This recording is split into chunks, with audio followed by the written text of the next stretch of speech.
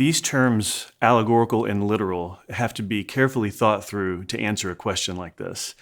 When I look at literal, I have the understanding, as most readers would, I think, that we're talking about is Genesis history. And then the term allegorical, it's probably asked by people in the way that they mean, is this non-history? So we're pitting history against non-history when we're reading Genesis. Typically, when this kind of question is asked, it's addressing the opening chapters. So we're not primarily thinking about the Joseph story as much as we might be what's going on in Genesis 1 to 11. And I get the question here because there's a lot of stuff crammed into centuries and centuries of time in those opening 11 chapters. Once chapter 12 happens and the story of Abraham kicks off, the question is, have we now reached the historical stuff? And maybe non-history was preceding that.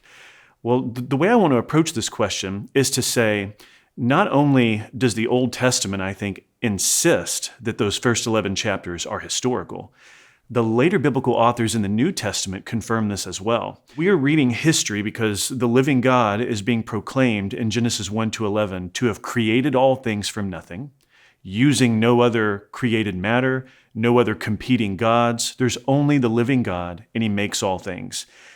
And among what he has created are image bearers.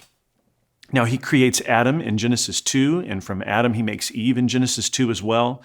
And part of the discussion around these opening chapters are, well, is there a historical Adam? Was there a historical creation? When we look at genealogies in the Old Testament, this is an example of what I meant, that the Old Testament confirms the historicity. You have names. In Genesis 5, a series of names. You have names before you get to the end of Genesis, other genealogies along the way. The Jewish scriptures are trying to trace generations and descendants. Adam has Seth, and Seth has descendants that go all the way down to Noah. If we're willing to say that the opening chapters of Genesis are non-historical, I would simply want to ask somebody, well, when do the historical names actually begin? How many names down in the genealogy is there a genuine literal person we're actually dealing with? I think the genealogies in the Old Testament are an easy example to confirm that the later biblical authors are reading the opening chapters as God literally creating a man we know as Adam, the first image bearer, our first of the parents. Now, New Testament authors have the same kind of confirmation. In Romans chapter 5, Paul is giving an example, a contrast between Adam's disobedience and the Lord Jesus' righteousness and obedience.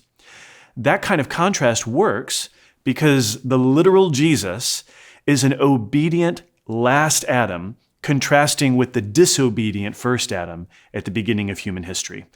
Therefore, both the Old and the New Testaments are viewing that event, the creation of Adam, a historical figure, a true and real individual, as something real. And I think if we're going to grant credibility to the way the Old and New Testament authors read those early chapters of Genesis, we want to grant historicity as well. Now, there are complications in the opening chapters. No doubt, believers throughout the ages have disagreed in good fellowship with one another, sometimes not so good fellowship with one another, but not as a litmus test of salvation, about how to understand the act of creation, the days of creation. And I'm convinced that believers will continue to have discussions and hopefully good faith arguments on how to understand those issues. But the common denominator within those discussions is that there is a real creator who made a real place where a real image bearer was put named Adam. And the historicity of those things is a common denominator among some of the discussions about how to understand the finer points and arrangement of Genesis 1. So I'm convinced that Christians can continue good faith discussions about how to understand all the finer points and interpretations without having to deny the historicity of the opening chapters of Genesis.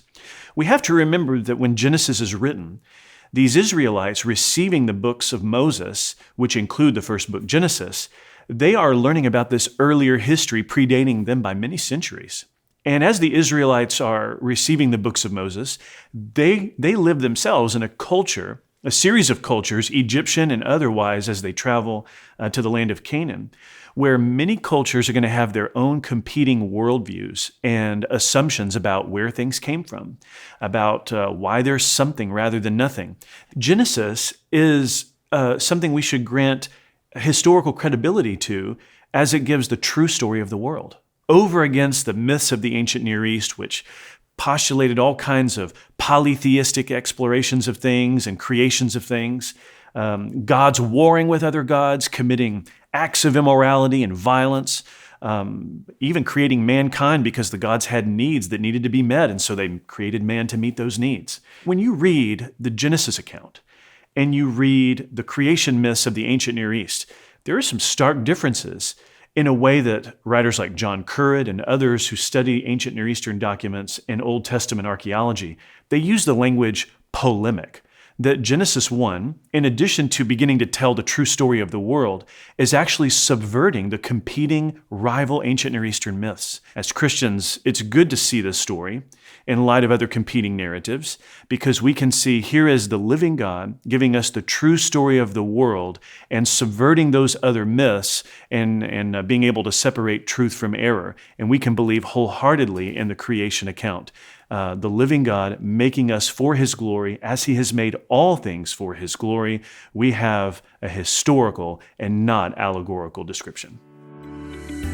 Thanks for watching. If you enjoyed this content, visit sbts.edu/sample to access free theology lectures from Southern Seminary.